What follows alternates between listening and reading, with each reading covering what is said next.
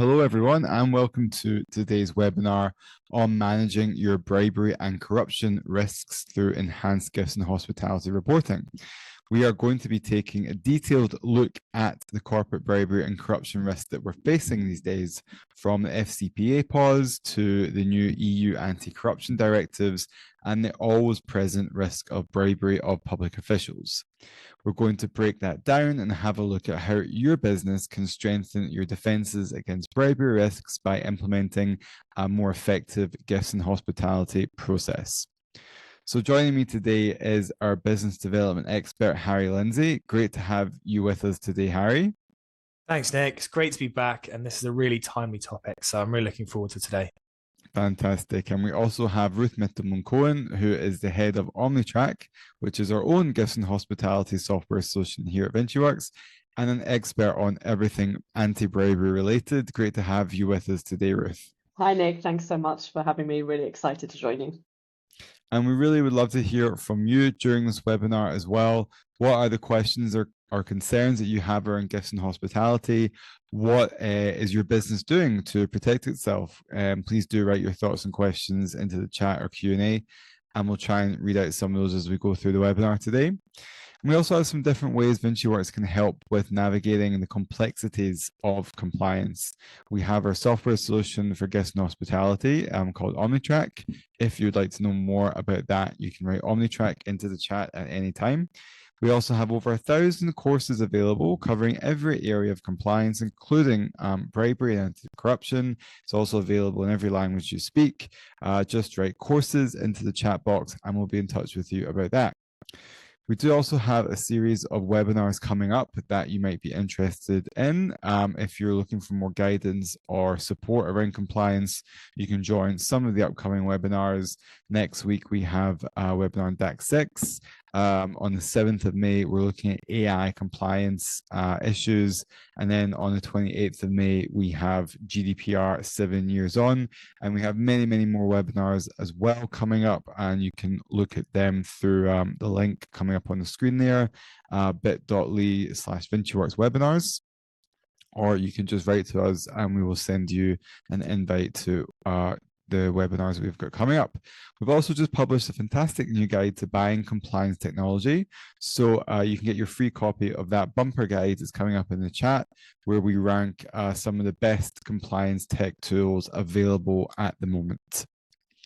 All right, so with all that out of the way, let's maybe start with, I think, what's probably the biggest anti-bribery compliance event in recent years, and that is the Trump administration's pausing of the enforcement of the Foreign and Corrupt Practices Act, the FCPA. Ruth, what is going on with that? Yeah, it's a pretty big story, Nick. So on February the 10th, President Trump actually signed an executive order directing the Department of Justice to actually pause enforcement of the FCPA, which I think, to be honest, none of us were actually expecting. To remind you, the FCPA has been around since the 70s, and it, in essence, is there to prohibit US companies and individuals from bribing foreign officials in order to secure business deals. The administration actually argued that stringent enforcement of the FCPA actually puts American businesses at a disadvantage compared to international competitors who might not adhere to similar anti-bribery standards. Added to that, we also have the Attorney General, Pam Bondi, who has directed the Department of Justice's efforts away from FCPA enforcement. And instead, really, they're focusing on the risks of foreign bribery related to cartels and criminal networks, which another executive action by President Trump has designated as actual terrorist organizations. Let's just talk about that for a moment, because designating cartels as terrorist organizations could have some pretty significant implications for compliance teams. Yeah, that's true. It's really heightened the risk of a compliance breach and has also increased the severity of what the penalties and enforcement action might actually be. So, for example, let's say there's a law firm who is unknowingly involved in a transaction with one of these designated cartels. Now the compliance breach is not only a money laundering issue, but it's also a terrorism one. And thinking about the ramifications of that, it might not just be the Department of Justice that's conducting the investigation, but potentially it could be the FBI or another counter-terrorist agency involved in the investigation. So really the message from this is that you need to be conducting a really thorough due diligence to identify and really sever ties with any entities that might be connected to these cartels. Also, failing to undertake the relevant sanctions checks or the full due diligence might inadvertently lead to a compliance failure. And really, it could also lead to complications with terrorist financing, which obviously nobody wants to get involved in. Absolutely, and certainly a lot more risks when it comes to the chance of getting caught up in a bribery issue. And for more on that, you can download our guide to risk mitigation in your bribery and corruption programs. A link to that guide is coming up in the chat now. Harry, what do you think of the impact really of the FCPA enforcement? What we're going to see from that? I mean, is bribery going to be given the green light? To be honest, I think that's fairly unlikely. First of all, most companies are very happy with the FCPA because it provides a clear legal framework to avoid the appearance of corruption. Even though enforcement has been paused, the law hasn't been repealed. So future administrations can easily restart the law, or Trump himself could change his mind. The 5-year statute of limitations for FCPA cases means that prosecutors could still undertake investigations and build cases during this pause, anticipating that a future administration may reverse the current policy before the statute expires. This creates a lingering legal risk for companies, as conduct which occurs during this period could still be subject to prosecution in the coming years. Although the Department of Justice has realigned its enforcement priorities, it's not the only player in FCPA, is it? Yeah, that's exactly right, Nick. So the SEC retains jurisdiction over publicly traded issuers and their officers, directors, employees, and agents, and may choose to continue its enforcement activities independently of the DOJ's current stance.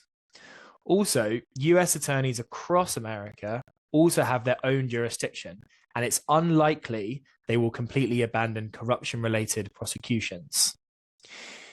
Even with FCPA enforcement being paused, prosecutors have other legal avenues to investigate and punish corrupt activities. Traditional statutes such as mail and wire fraud, which have been used so often, as well as money laundering laws, remain powerful tools in addressing corrupt practices. And of course, there is a variety of state laws which companies can still be prosecuted under as well. Yeah, just to jump in and add to that, Harry, I think that the international aspect here is kind of really important as well, because a lot of countries have adopted anti-corruption laws similar to the FCPA. One example of that would be the UK's Bribery Act. And even though the US enforcement may be paused, companies still operate globally, so they're still definitely subject to international legal scrutiny. And for example, breaches in one jurisdiction might still trigger an investigation in a different jurisdiction, which could lead to, multi-jurisdictional legal battles, and really companies could be facing significant penalties here. Also, it's important to note that most companies operate under contracts that do require adherence to general anti-corruption standards, including those based on the FCPA. And obviously, if you violate those terms, this could result in contractual breaches, which again, doesn't seem like it's the right decision for a company to be made to just be ignoring this. No, absolutely not. And I think that international aspect is really interesting, isn't it? Because while the FCPA might have been paused, the EU is actually going full steam ahead with its own anti-bribery initiative. Yeah, that's right. The EU has proposed this kind of anti-corruption directive, which in essence will criminalize various corruption offences, accompanied by the standardized penalties which ensure uniform enforcement throughout the member states.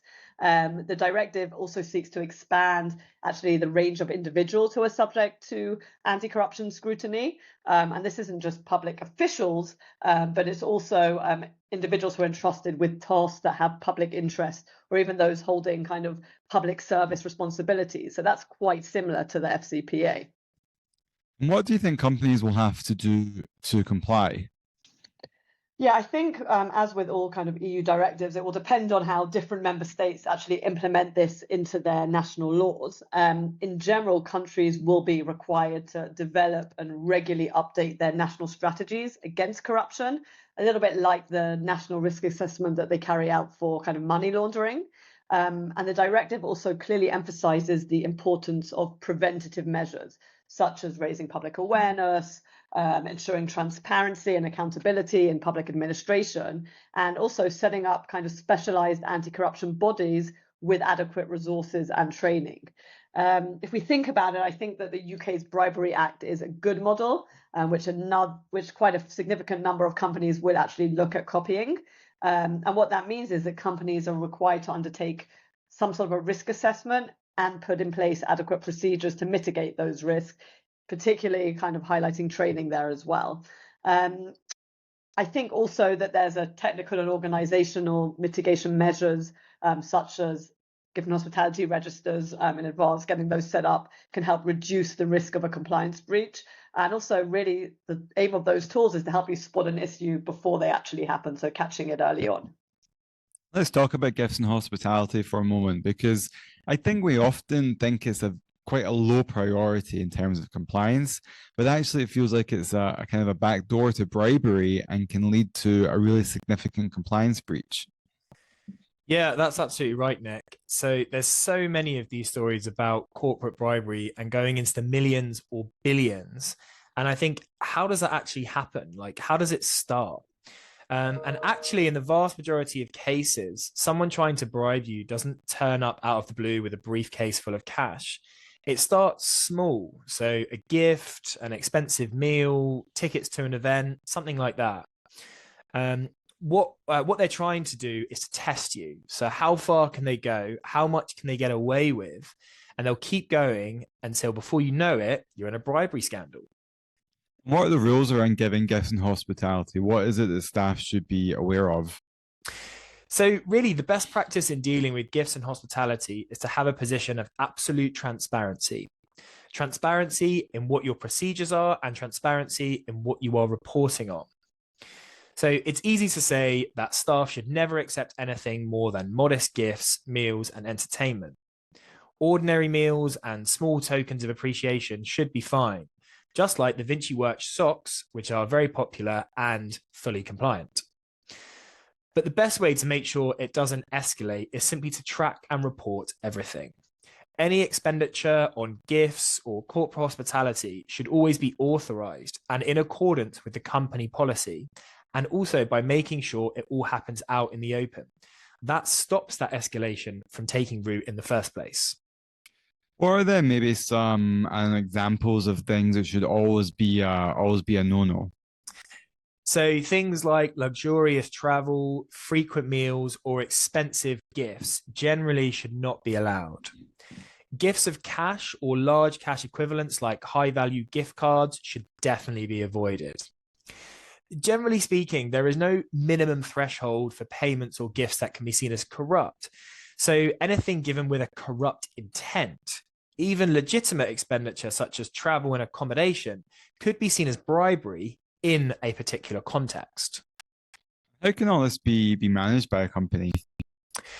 So there are two things companies really need: a very clear gifts and hospitality policy and simple and easy to use gifts register.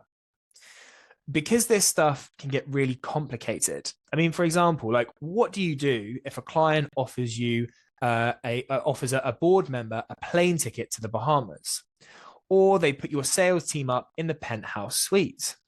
And can your CEO get gifts, get different gifts than, let's say, a product manager or a support person?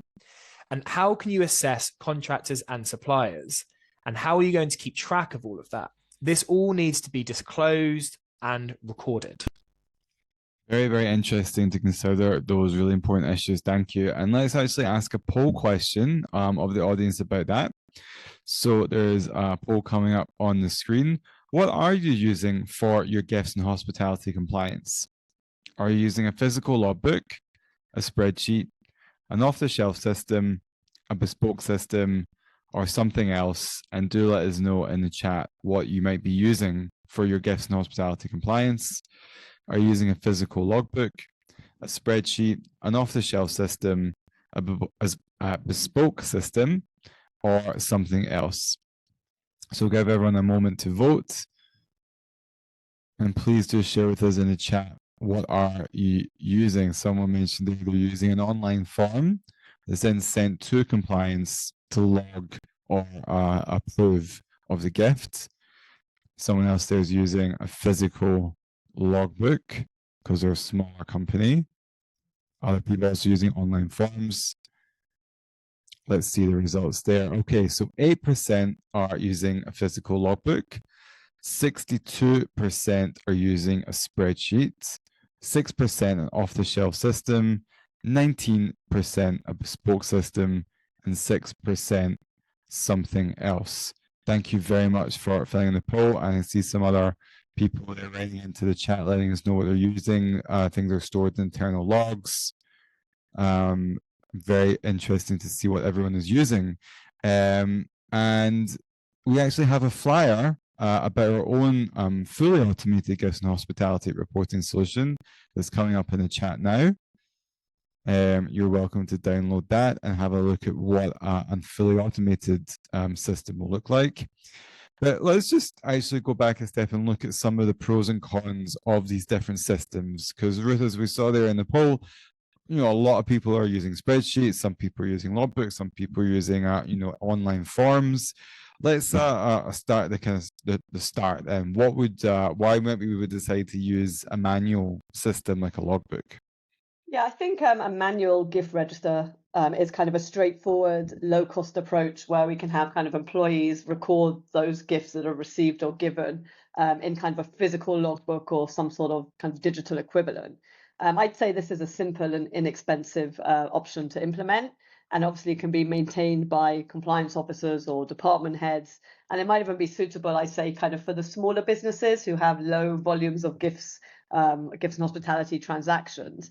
On the other hand, just something to be aware of is that it is prone to human error and omissions. It's really difficult to kind of audit and to enforce policy compliance, so thresholds, etc. It's hard to kind of track that. And there's no real-time tracking or automated approval processes.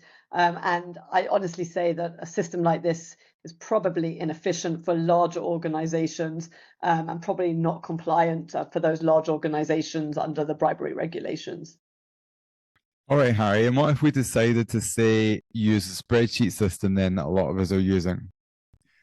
I mean, it's definitely a step up from a manual register that Ruth just described. So it offers better organization, some limited automation, and easier reporting. However, Excel spreadsheets are highly limited in what it can do in terms of tracking and certainly audit trail. So whenever you have a system that requires manual data entry, you're far more likely to get errors, and it also lacks real-time notifications and tracking. You can't easily integrate with other compliance tools or financial systems, and audit trails can be manipulated or lost. Excel doesn't tell the gifts and hospitality story. It's essentially just a list. It can't provide a full audit trail, which is critical for reporting. It can't spot red flags. It can't spot trends and patterns. And this is where you really spot the problems that need to be rectified quickly. Another really important feature that Excel can't do is customize auto approvals for certain gift amounts. This is incredibly time consuming, and it's so crucial for companies. Absolutely. This very, very interesting to look at the pros and cons and weigh that up. And Ruth, tell us a little bit more then about how an automated solution might kind of solve some of those challenges. How would that help companies with their gifts and hospitality challenges? What would our recommendation be? Sure. So our recommendation is to use our custom-built, fully automated compliance tracking tool, which we've actually designed together with the world's leading law firms. And this is being used by global organizations all over. And the solution that we have is called OmniTrack. And it's really, in essence, a risk mitigation tool. And one of the solutions is specifically built for gifts and hospitality compliance. Obviously, large companies need a register to keep track of every gift and every expenditure. So that's really everything to ensure that everything is disclosed and recorded. And obviously, companies need a central place for their data. And one thing I've noticed in the chat, Nick, is that people have been saying that quite often there's some sort of online form that gets completed, then that's transferred over into a register, kind of manually transferred over. Just to remind everyone that is a chance of error there if you're kind of taking information from one form and placing it inside a different form. The beauty of having a dedicated gift and hospitality register is that you can actually submit and track everything within the same system. So for example, in OmniTrack, the gifts and hospitality is uploaded into the system online, and then the register is kept in that same system. So there's no risk of error when you're kind of duplicating information there as well. Yeah. And also, I mean, I guess you could have things where, the person who's transferring that information is off, or, it gets lost, or someone's got their out of office on. And then, often it feels like with gifts and hospitality, people kind of might need an immediate answer. If you've got salespeople out in the middle of wherever and they're kind of been given these things, they kind of need a quick decision sometimes. So, yeah, it's not always going to be the most secure way of managing that. But okay, so in the system you described, then a company would set its own policy, and then OmniTrack would support the implementation of that policy. Exactly. That's exactly how the OmniTrack system works. And the ethos really that we have for the system is that our software should be fitting in with your process and not the other way around. So OmniTrack can set kind of different types of gifts, and you can set different thresholds and automated approvals for kind of different members of staff. And this means it can be even based on job specific roles, where you're actually setting a certain role has a certain threshold, a different role has a different threshold. And we've kind of automated flagging inside the system as well, which means that those admins or people who need to set the approval can be notified as soon as that threshold has been met, and this can be spotted kind of instantly. I was actually recently working with a smallish professional services firm who had 3 different pieces of software that they were using to track their gifts and hospitality. They had a kind of Excel spreadsheet they were using to track the gifts. They had a Dropbox to kind of upload the different documentation in relation to the gift. And they were then using Outlook emails for approvals. And they came to us and said, please help us. Our new GC has said we need to get something better in place to deal with these different kind of issues and these different gifts and hospitality. And they also wanted to be able to have some sort of overview, some sort of data analytics to actually show what they were doing. And they couldn't do that at the moment with their 3 systems. And so they came to OmniTrack, where it's obviously all in one. Yeah, absolutely. I mean, that also can be quite scary though, can't it? If you want to bring in new software on top of the things that we're used to dealing with, how easy is it to implement something like OmniTrack? Yeah, I mean, the truth is we see a lot of companies are anxious to start implementing a new tool because they think there's so much kind of technical integration that's involved. There's a change management piece there also that people are worried about. OmniTrack in general has a well-documented API at rest, which means that we can integrate with HR systems, CRMs, finance systems, which makes kind of that gift and hospitality process much more seamless. You can also set up automated reminders and automated emails for people who are waiting for answers quickly. We also have a currency converter feature, which is obviously useful talking about kind of global countries where they might have a threshold for the whole company and they might need to translate dollars to pounds or euros to pounds, etc. So there's lots of pieces of functionality which make it much easier to onboard. Absolutely, and that international aspect as well, that people are working in different currencies. So actually, having something that can convert things easily is definitely much more effective. And that's actually a good time to mention our global guide to bribery laws, which is a comprehensive guide to the bribery laws in over 70 different countries. A link to that is coming up in the chat. You can download this and use it as part of your own risk assessment when considering some of the international risks of bribery and corruption. And notice a question there in the chat. Should gifts or donations of equipment to a not-for-profit business rather than an individual be logged in a gift and hospitality register? So I think that's the real good benefit of having a register that's a bit more advanced than a spreadsheet, is you can also register gifts that are given to organizations, because that also should be tracked, because you're not only just protecting your company against someone trying to bribe you, you want to also protect your company against potential people that you're working with, agents or employees, who might be at risk of bribing someone else. And particularly if those companies that you're donating things to, what if a public official is connected to that company, then you're going to be into a situation you might want to avoid. So certainly tracking both gifts that come into and out of a business are really is kind of much better practice. We also actually wanted to mention our upcoming core group meeting on managing bribery and corruption compliance. So the VinciWorks core group is an online 90-minute Chatham House Rules event, meaning it's closed and it's not recorded, and it features compliance professionals from a range of different global companies and leading law firms, and is facilitated by ourselves here at VinciWorks. So the session will provide an opportunity to share some of the challenges that you're facing and your experiences with managing bribery compliance, and to do so in a safe and secure environment. We've been hosting very successful core group meetings on money laundering for many, many years now, and we wanted to offer this opportunity to invite participants for our upcoming bribery core group. So if you're interested in being invited, please do write core group into the chat now, and we'll be in touch about that later on.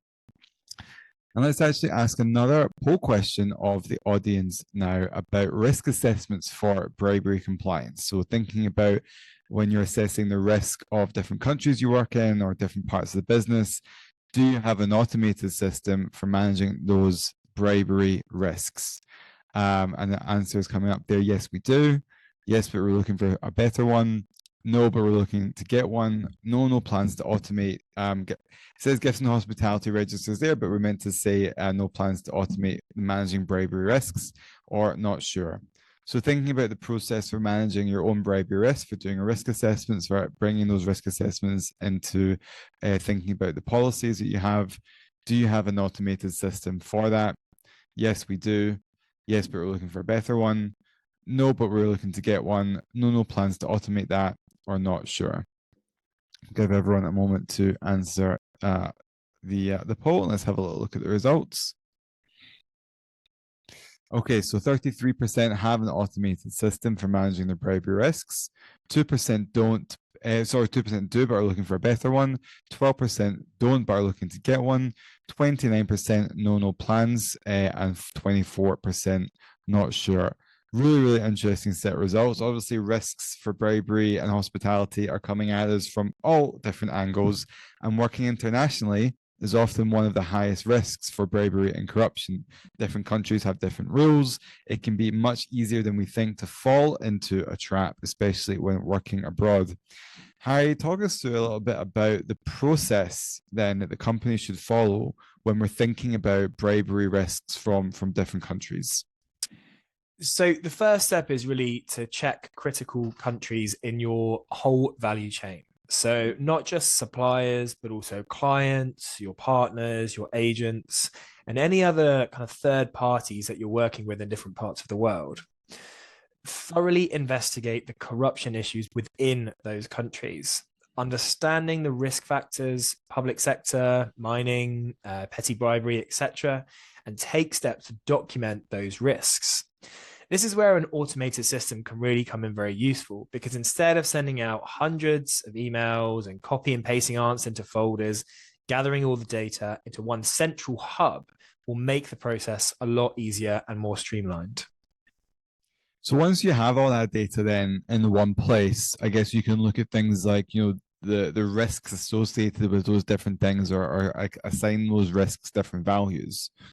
Yeah, that's absolutely right. So if we just take an example, if you source materials from Mexico, which scores low on the corruption perception index, the higher risks of bribery in Mexico should be understood and then, if possible, mitigated. So what things are you going to do to prevent the risk of bribery? Clauses in supplier contracts, more scrutiny of accounting practices, having lower thresholds for gifts and hospitality. So that's another big one. The most important thing is that you have a tool so you can evidence transparency, even if the country itself is a bit more of a risk factor. And Ruth, it's not always foreign countries, is it, where there can be a risk of bribery around public officials? We've actually, seen a number of lower level public officials convicted of bribery, right here in the UK. Yeah, that's right. There was a trial actually just last November in a case of a corrupt waste disposal contractor, which actually lost Cardiff City Council nearly £500,000. What happens is 4 men were actually sentenced to prison for 1 to 2 years for paying bribes to council staff who were operating the large scales that they used to actually weigh the bin lorries, the garbage trucks. Mm-hmm. How did they get found out? So someone actually blew the whistle, and the Crown Prosecution Service investigated, and it came to light that this waste disposal company was paying bribes to misrepresent how much waste was actually being collected so that the company could save money by paying less fees.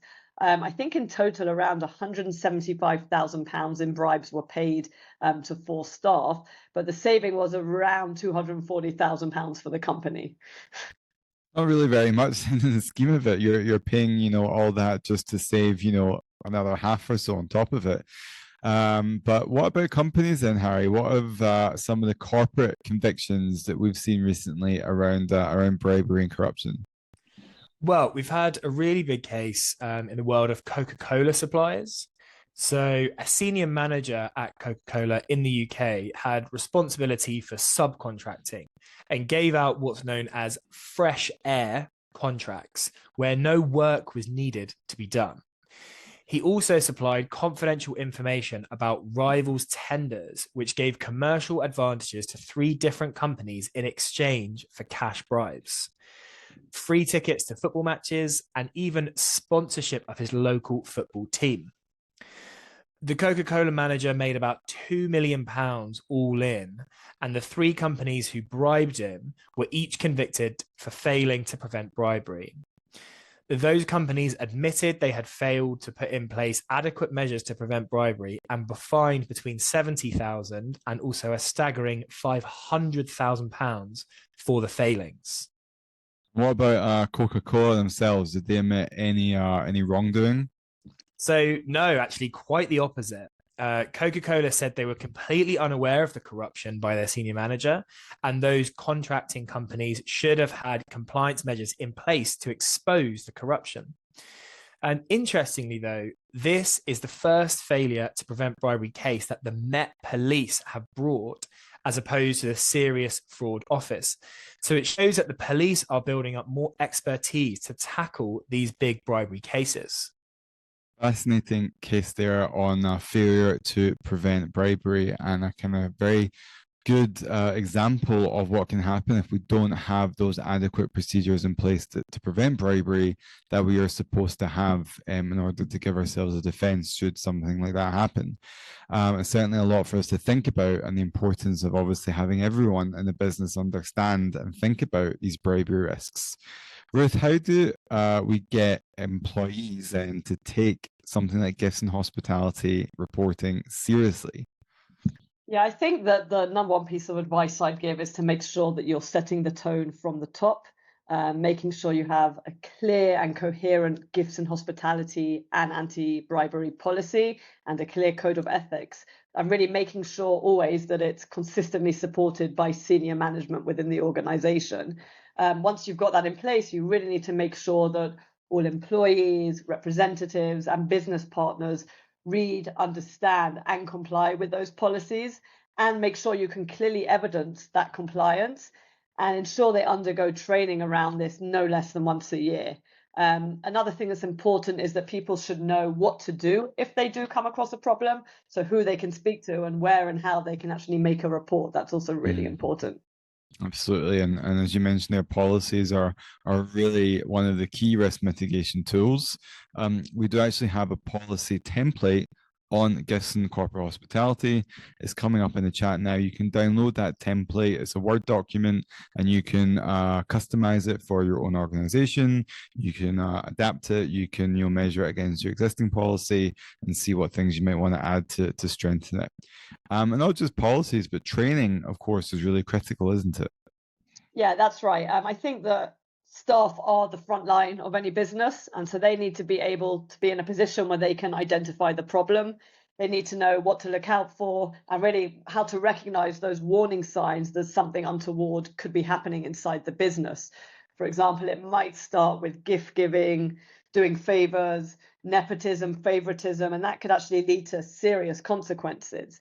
On the whole, I like to think that most people do want to do the right thing. But the problem with gifts and hospitality is that what seems like the right thing can actually be very wrong. For example, helping a good friend to get a job or a friend to get a job is a good thing. But what happens next? Like, what if that friend feels beholden for that favor and starts sending more business your way? Or what about looking after the actual interests of the business itself? And really, that's why training is so critical for anti-bribery compliance, to ensure you understand gifts and hospitality, because training can really help give us the right answers that will keep your business safe and secure. Absolutely fantastic. Thank you very much for taking us through that. Let's actually now ask another poll question about that, about anti-bribery training. How would you rate the current anti-bribery training that you have in your organization? Excellent, pretty good, okay, could be better, not very good, or we don't have any. So thinking about the anti-bribery or anti-corruption training that you have in your own organization, how would you rate that?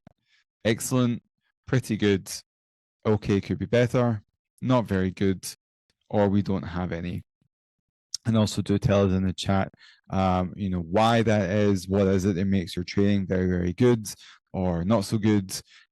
Please do let us know. I'll try and read out some of those comments from yourselves. It's great to see what everyone is working with there in the chat, and what the kind of issues they're facing.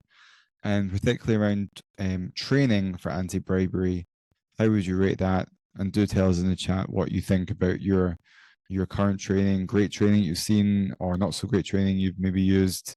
Okay, so let's have a look at the results there on the screen. 18% rate it excellent. It's great to see. 32% say pretty good. 38% could be better. 6% not very good. And another 6% don't have any anti-bribery training. So interesting set of results there. If you don't want to see VinciWorks' own anti-bribery and corruption training, you can write the word bribery into the chat to see that, to try it out. If you would like to try out or see more of our guest and hospitality software, you can write OmniTrack into the chat. But if you write bribery, we'll be able to give you a demo of our own or different versions of our different training. There's video training, there's quizzes, there's all sorts of a range of different. Someone says they use VinciWorks training and it's great. So that's surely all we need to know. Thank you very much for that shout out. Yes, please do write bribery if you want to see more of our training. So we've looked at some of the big issues in bribery and corruption so far. We've looked at the FCPA pause, the EU directive, public officials. Let's take a look at what kind of strategies then internally that we should be employing to record gifts and hospitality. Do we ban all gifts? Is that the way to kind of go to make sure that we're going to reduce the risk to zero, hopefully? Do we let people make decisions for themselves? What's the right course of action here? Yeah, I think it's a delicate balance, because you want to ensure that business relationships kind of can flourish without crossing any ethical or legal boundaries. Various strategies exist really for handling this issue, ranging from kind of a relaxed documentation-free approach to a strict zero-tolerance approach, where your policy is saying don't give or accept anything. And obviously, different businesses will choose to implement different kinds of things in relation to this. I think that most businesses aim for a middle ground that really maintains ethical integrity, but also allowing for culturally and really commercially appropriate gestures to be given or received. For decades, we know that businesses really operated under a much more informal, I'd say, unregulated system when it came to gifts and hospitality. Like, I remember a time when kind of luxury watches, expensive dinners, cases of champagne and lavish business trips were really being exchanged very freely with little concern for oversight. I think at that point, compliance is often dismissed as unnecessary and bureaucratic. And in those situations, documentation of these kind of gifts and hospitality were rare, even if they existed at all. I actually don't even recall compliance being a part of the question there at that point. Absolutely, I know, and it's really reminiscent of that kind of anything goes approach that, I would have hoped many companies might have left behind. Not as many as you might think, Nick. So but it's becoming very untenable to have this kind of laissez-faire model. So failure to really track gifts and hospitality can result in regulatory scrutiny and even potential prosecution. So scandals involving undisclosed gifts can erode customer and investor trust. So without oversight, employees may develop unethical habits, leading to broader compliance failures. And at the opposite end of the spectrum is the zero tolerance approach, which prohibits all gifts and hospitalities outright. This policy is easy to enforce and eliminates any grey areas that may lead to a compliance risk. However, it's really kind of impractical in the real world of business, in the real world of business environments. The primary issue with a zero tolerance approach is that it can damage relationships. And in many industries and cultures, small gifts or invitations to business meals are standard practices that help build trust. Prohibiting even minor gestures can create friction with clients, suppliers, and business partners. So Ruth, then how are we going to answer this kind of complicated problem? Yeah, I think the best way to deal with this is probably to make sure you've established clear monetary limits that actually cannot be exceeded. This is kind of the middle ground because it allows businesses to accommodate small, reasonable gifts and invitations and prevents kind of excessive or suspicious transactions. It obviously permits culturally appropriate gifts while ensuring that they remain within kind of the ethical boundaries. So making sure your employees have clear guidelines about what's acceptable and reducing ambiguity is important. You can do this by setting a threshold and enforcing policies to make sure people know what is okay and what's not. And I would kind of encourage that and try to avoid micromanaging every single transaction because that's going to take up time, which is unnecessary. Obviously, the challenge with this model is enforcement, and employees might try to find ways to kind of circumvent the limits, such as breaking larger gifts into smaller increments, or kind of trying to find other methods to get around this. And I think really defining the thresholds across the different markets can be quite complex. For example, you take £50 in London and take someone out for dinner, that might be modest, whereas in a lower income region, that might be perceived as extravagant. So you really need to consider these things. Yeah. And how would we manage that sort of then threshold program? It sounds quite complicated to implement. Yeah, I mean, it can be, but really the best way for a business to address this is to have kind of a tiered threshold, maybe based on employee roles or their transaction types or even geographical reasons. For example, those employees in the UK might have one limit and someone in a different country could have a different limit.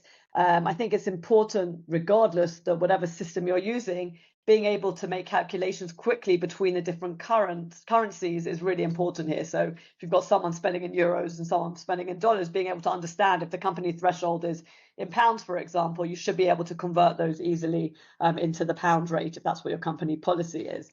For example, you might have a sales representative who has a £30 limit per gift, and you might have an executive who's hosting a client dinner that's allowed £100. And these are the kind of tiers you should be thinking about. And obviously, it's important to make sure you're reviewing these often. We know inflation is quite high, so making sure that these are adjusted as they should be. Often you have automated solutions that come equipped to actually allow you to predefine those business rules and allow kind of multi-step approval. So if it's under the threshold, that can be sent through easily, and only if it's kind of a red flag does it need to have separate approval. Another thing to be aware of is just be careful if you are relying on email chains. These can be inconsistent, a little bit error prone, so something else to kind of look out for there. Really, in general, if you can have a manager receive instant notifications that they can either kind of click review, approve, reject, that's obviously the best type of solution, which obviously minimizes the chance of excessive or kind of inappropriate transactions, and also ensure that the approvals are handled quickly and consistently across an organization. Mm-hmm. And Harry, it seems like one of the big challenges here is making sure it's easy to report and record these kind of small gifts and the things that we might get and not really think about too much. Yeah, that's absolutely right. Because ideally, employees can instantly log any gift or hospitality event via a user-friendly web or mobile application. This real-time data capture ensures that every transaction is recorded immediately, eliminating delays and reducing the risk of a forgotten or misreported entry, for example.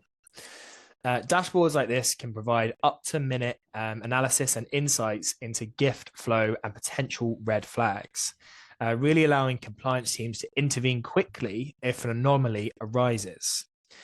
This immediacy not only boosts transparency, but also supports proactive risk management, as trends or unusual activity can be spotted and addressed before they escalate. Perhaps one of the most critical benefits is the creation of a comprehensive digital audit trail. So every action, be it data entry, modifications, or approvals, is timestamped and logged automatically.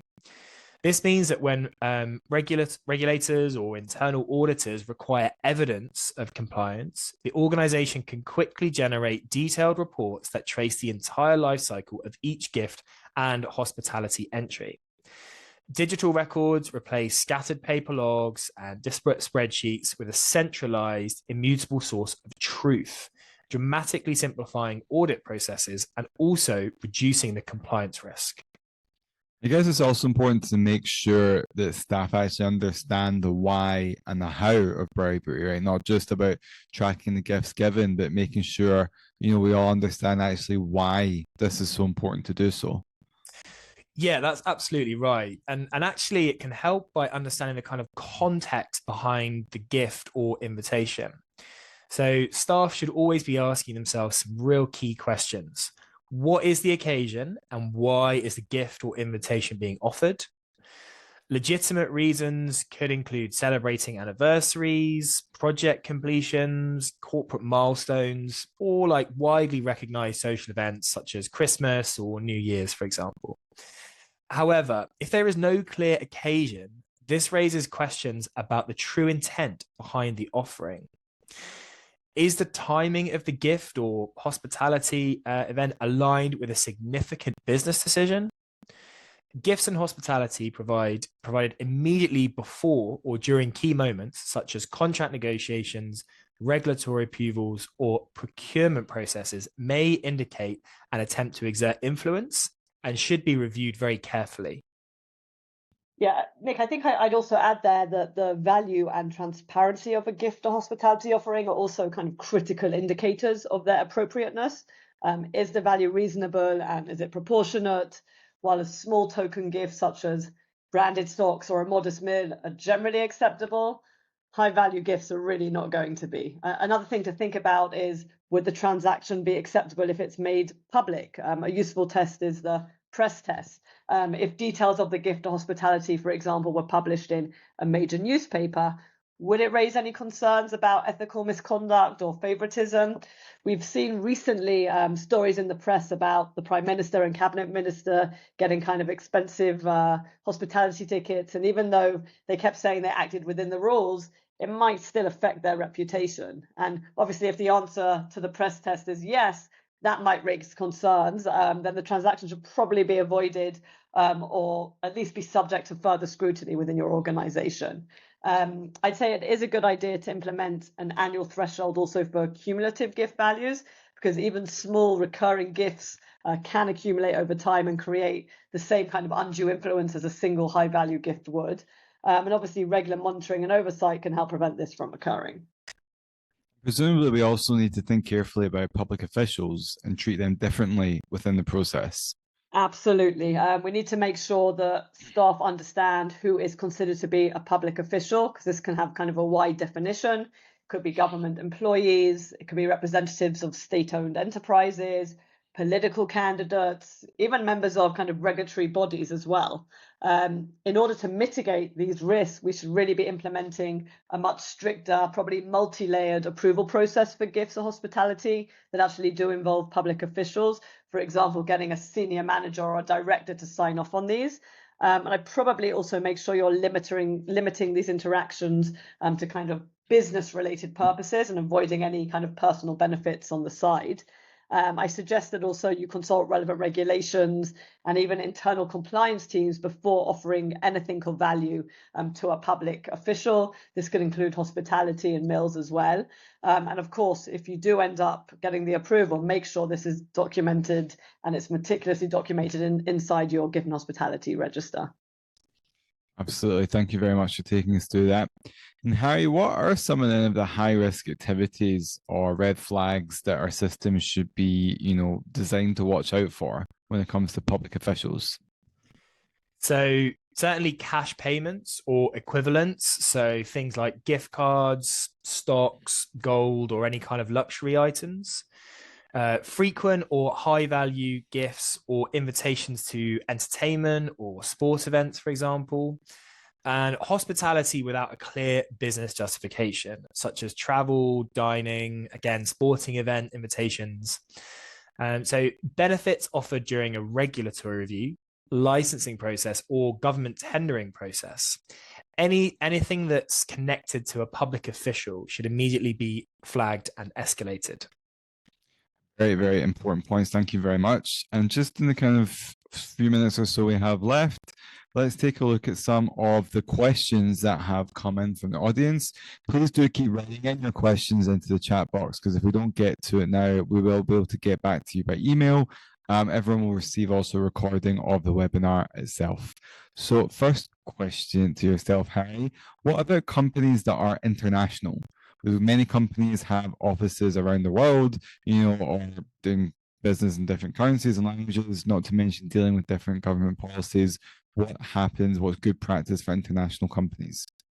Yeah, so it's such a relevant question. So Omnitrack can operate in any country, and it enables access to policies in different jurisdictions, and that's integrated straight into the platform. What's also really cool is that it can work in multiple languages, and Excel can't do that. And there's also a currency converter, making it easier to record local gifts and ensuring that you are aware of the amounts you're dealing with in local currencies.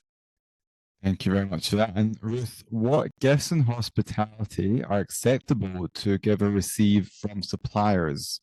From suppliers. Okay, so when it comes to gifts and bribery, we want to look at a few things. Firstly, the appearance of the thing as much as the thing, the gift, hospitality itself. So have a think, kind of the critical questions you should probably think about are, why is the gift being given? When is it being given? By whom is it being given? To whom is it being given? For example, let's think about it. Someone at a trade show that gets taken out to lunch, that's pretty legitimate. It's a regular occurrence. Whereas, for example, someone potentially working in the back office who gets flowers, wine, vouchers, I don't know, AirPods, you probably should be questioning why it is that they're receiving those gifts. So think about whether the gift hospitality is actually legitimate. That's also a great thing about, for example, a digital register, that you can select the reason for the gift and hospitality and being given and kind of get data around that. For example, if you selected in the system was a meal during a work event or a gift after a contract was completed, it's not going to trigger too many questions. But obviously, if you've got something that's given out of the blue, or someone who kind of records a gift hospitality for the first time, you might want to flag it just so we can understand and figure out what was the reason for it and was that legitimate or not. Absolutely. All right. And another question we've had in there. It seems impossible to take anyone out to lunch these days. Is everything a bribe? I really love that question. But actually, when we get into it, it's not as complicated as it might seem. So a gifts register, is just that. So it records the information. It doesn't make a value judgment. Also, the threshold for recording a gift can be different from the threshold for having to get it approved. So you might want to get everything over £50 recorded, but for the people on the front line, at least, perhaps an approval is only needed if it's something beyond like an overnight stay in a hotel, or £500, or something that seems beyond or excessive. Or of course, if multiple gifts come from the same person, that's what we would want to flag. It's more effective to use a kind of smart system or a digital system rather than an Excel spreadsheet or a kind of a logbook. The question around, is something wrong? So is it bribery? Does it break the law? That's for the compliance team and kind of legal side to review, but they need data. So what we're trying to do with the gifts and hospitality register is mitigate the risk of a compliance breach or a possible breach in the first place. And we can only do that with accurate, up-to-date data. If we know that a single supplier is out there taking all staff out to an expensive lunch or sending them small but possibly inappropriate gifts, we need to know that as a business so that we can shut it down and protect ourselves against the appearance of impropriety. That's what a good gifts and bribery policy should do. It should explain what is acceptable, what is not, and when to record and why. So this shouldn't interrupt the kind of normal flow and day-to-day of a business or taking someone out for lunch. It should work seamlessly with people's daily jobs so that they can do business and keep the company on the right side of compliance. Great answer. Thank you very, very much. And Ruth, I think last question for the day for you. Does the OmniTrack platform distinguish between gifts and hospitality, but also incentive programs? Yeah, sure. So I'm happy to answer that. So the OmniTrack system has kind of a template gifts and hospitality workflow that we've worked together with international law firms to create. However, the system is 100% customizable. So that means that in practice, we've got a lot of clients in a lot of different industries. It could be that in a certain industry, there are incentive programs that are involved and not just gifts and hospitality. And because it's so customizable, we will actually use the template and then tailor make the workflow to fit in with your industry. So if there are incentives programs that are being offered, we can add that as another drop down, use conditional logic to make the follow-up questions relate to the incentives program. So yes, the answer is 100% yes to that question. And also, what about can the OmniTrack system allow the use of any currency in the world, or is there only specific currencies in the system? So the system can allow the use of any currency in the world. We have integration with a few different currency providers, which you can obviously select, the transfer providers that actually get their data from a whole range of different currencies, whether it's Forex or the European Bank, etc. So yes, it 100% allows any currency in the world, and it will convert that into whatever your internal currency limit threshold is. Fantastic. All right. Well, I think that's a great way to conclude. Excellent information. Thank you so much to Ruth and to Harry for taking us through all of that today. Or if you'd like to talk to Ruth and the team about the OmniTrack system, then do write OmniTrack in and we will be in touch to set it up for you. Thank you again so much to everyone who came along to the webinar today, who answered the poll questions and participated in the chat. It was great to hear from you about your issues around bribery and corruption. Thanks again to our panelists, Ruth and Harry, and we look forward to seeing you again next time. Bye for now.